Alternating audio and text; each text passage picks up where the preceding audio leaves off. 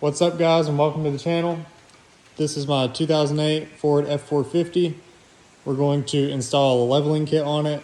I never really see any of this body style on YouTube. This is a 6.4. So here's the video installing a leveling kit on a 450 6.4 four-wheel drive. And this is an update on the truck. Got the leveling kit in, just a ReadyLift 2.5 inch. We've got the Centromatic balancers in. We're not using any balance beads because I do not like them. Got the two inner steel wheels in. These are 22.5s, and they may not look big at all in on the camera, but I mean, this is the wheel pattern, and I have a big hand, and you know, it's pretty freaking big. Actually, seeing them in person is a lot different than seeing them on the video. And then we've also got the spiked lug caps, and the wheels are on their way. Also, the custom wheel adapters will be here today also. And then we'll probably test fit one of these on the front, assuming that it's the same offset as the aluminum ones will be, just to get an idea of how it's going to sit. So the first thing that we were worried about doing inside of this garage is, will the truck fit back out? Because the lights are very close to the top of the garage door, and we will have less than 1 inch worth of space when we put this leveling kit on and try to back it back out. Just like we have like less than 1 inch of space on each side to fit it in here. We do have a bigger garage. That's where I store this truck in the winter, so it doesn't see any salt.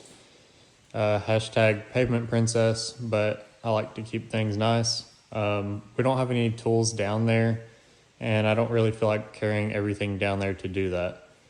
And it's really muddy outside, so don't really want to get the truck muddy either. So we're gonna do best we can here, and if it doesn't fit out of the garage, worst case scenario, we can let the air out of the tires.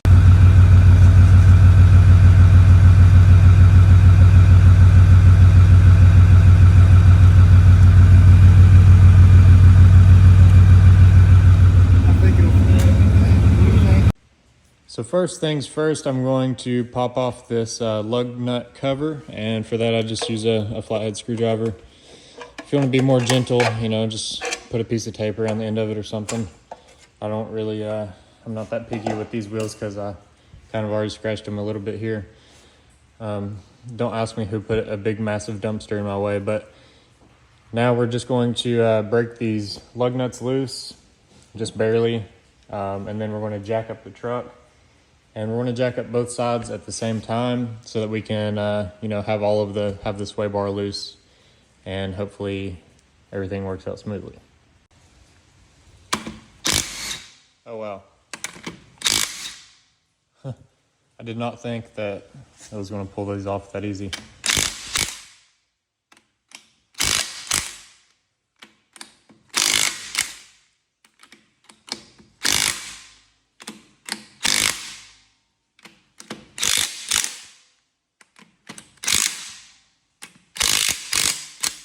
Okay, I'm going to jack it up now because I know that lug nut's probably the only thing holding it on the center hub. Check this out, guys. This is the 22.5 over top of the 19.5, and it's a pretty good size difference. This is a 225 70 19.5. It's right about 31.5 inches tall, and yep, that would be a rubber band if it was on there. So this is definitely not a tutorial video. This is a very sketchy way to lift a 13,500 pound truck, but I've got my good old Harbor Freight Daytona here with some sketchy blocks, picking it up right there at the front frame rail.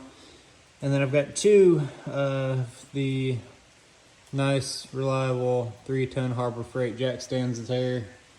And so all three of these are holding up, so 6,000, 12,000, and then 18,000 technically. Is that accurate? Who knows? but I really do hope that I can do this one side at a time because my other jack is not good enough to lift up the other side. However, I could take this off of this frame rail, jack up that side, and then lift up each frame rail as I need. I think that would be just fine. So first thing I want to do is go ahead and take this sway bar loose right here. I might have to go ahead and do it on the other side too, depending on how stiff this is, but I don't know, since this actually, you know, I could just rotate it out of the way. I think that'd be the easiest way to do it. That is an 18 millimeter right there. And then I want to go ahead and take this shock bolt off, and it's an 18 millimeter right there as well. Boy, I literally ordered these custom made on Thursday from California, and they're already here. Holy crap. That is insane. Let's get them out. So I'm too impatient. I had to try it on there, obviously. So I didn't expect them to look like this. This looks like a massive like car spacer. It doesn't look like your traditional semi-truck wheel adapter conversion thing, whatever you want to call it. But I feel like this would be stronger. So here is the front one. As you can see, well, I'll show you the differences, but as you can see, there is, you know, about a 1/2 inch worth of shoulder here, and that's for the semi wheel to sit on. And these are custom made because I wanted the 2-inch thickness, and I wanted more stance on my, you know, my whole setup. So that's why I got the 2-inch thick rather than the ones that have like 5/8 of an inch thick or whatever. So this will give me like a perfect stance if my measurements are correct. And here's the rear one. As you can see, the rear is different because the shoulder that the wheel sits on right here is actually much bigger. It's about 1 inch here, and that gives room to allow for the inner steel wheel to sit here and the outer aluminum wheel to sit here, and it'll all be hub centric without having any wobble or anything to it. And also I got the Centromatic wheel spacers, or the Centromatic wheel balancers, and that will give this thing a perfectly smooth ride. So if this wheel has the same offset as the aluminum ones that I bought, then my measurements were pretty accurate. And yes, the wheel is turned right now and this side only is jacked up. That's why you're seeing some negative camber there. But just pay attention to the very top of it. It's going to stick out about 2 inches, which is literally exactly what I wanted. And also, I really like the way that these adapters look in the wheel, because most of them, they'll have the lugs, you know, here. And then you'll, like your 8 lug ones at least, I don't know if 10 lug ones are different, but they'll have the lugs showing here, and then they'll have the lugs showing here. Holy crap, this is going to look freaking wild. I can't tell you how long I've wanted a freaking good looking dually with some damn spikes on it. Holy crap. That is going to be so wild. Just imagine some 37s on there right now. And these being aluminum, obviously. But holy crap, I'm wasting so much time not actually doing the lift kit or the leveling kit, but just look at that. Look at that, that's gonna look so good. Once you got those 2 bolts out, I want to go ahead and take off this bolt here. Looks like a 10 millimeter. That bolt here looks like a, I don't know, 12 or 13. And then those 2 right there, which look like 8 millimeter. So at this point, I've got those loose, and I actually went to the other side, disconnected the sway bar in the same place. Now, as you can see, we have some movement here. So I'm just going to stick a super long pry bar in here, pull the spring out, which pulling it out won't be a problem. See, I can do it with one hand, but putting it back in, getting, you know, 2.5 inches more of the slack needed to put that in is going to be the hard part. So here's the actual ReadyLift kit. It comes with these shock mount extensions, some hardware, and then the spacers themselves. So all we gotta do is fit that in there. I guess an important note here, a lot of these newer trucks, the kit comes with the track bar relocation bracket, which scoots it over about a 1/4 inch, I guess to keep everything straight. I could not find one for my truck that had that bracket or the sway bar bracket, so this was a very limited choice here, and this is what I had to choose from, so we're gonna make it work. Okay guys, we've got that in there. As you can see, it goes, you know, spring, obviously, isolator, then your ReadyLift, which my sticker keeps coming off, whatever. And then the little grommet that they supply that goes in between that and the truck itself. Now I did that without taking any of this stuff loose, and the sway bar is completely loose.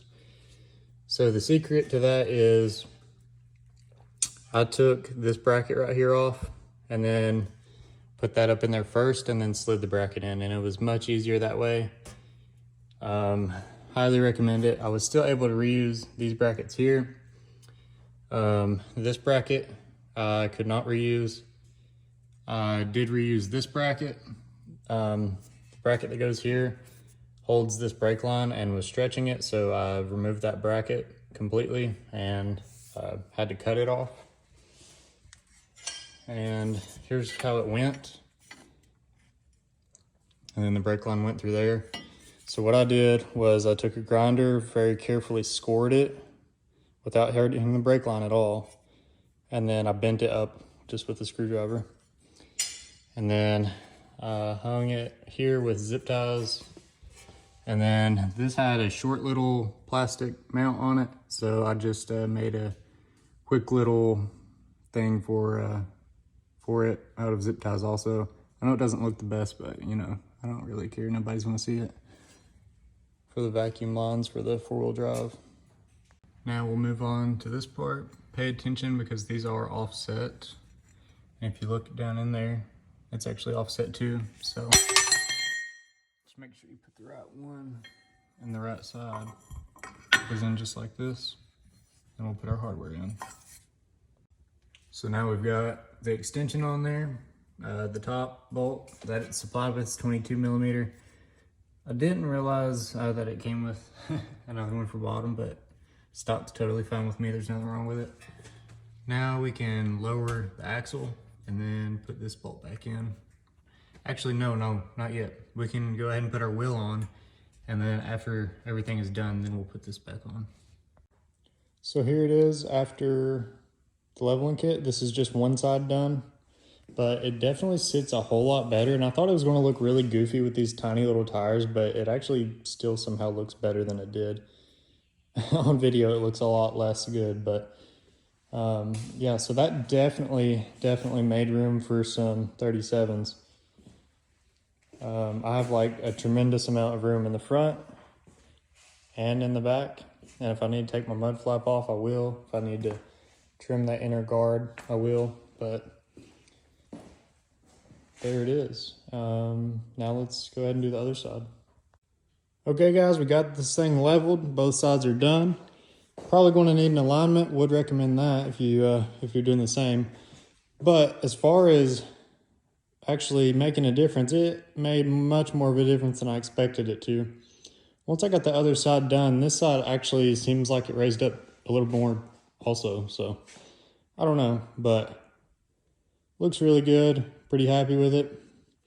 Up next is wheels. Stay tuned for that video next week. And make sure you like, subscribe, and share it. And we'll see you in the next one.